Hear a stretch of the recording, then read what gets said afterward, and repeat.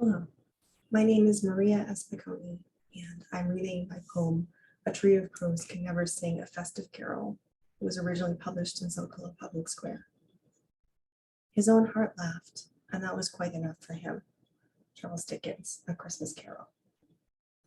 We are wind, Father, our number 38. We are fire, singeing, hanging trees.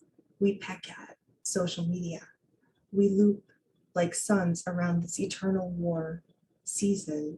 Our country shrouds, smiles with artful hands, subsumes war into strategic Nanyan. We engrave border into wasteland.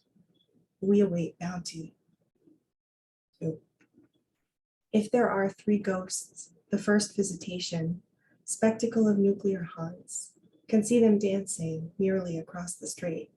Second, suffering of all Han people, a Hunger Games tetralogy of film strips, propaganda, reportage, and death threats. Third, this neo-American colony, the end, destroyed the capital, destroyed District 12, belongs not to Dickens, all Blake and Poe, innocence and nevermore. 3. We ask, let fall the veil of moonshine peace.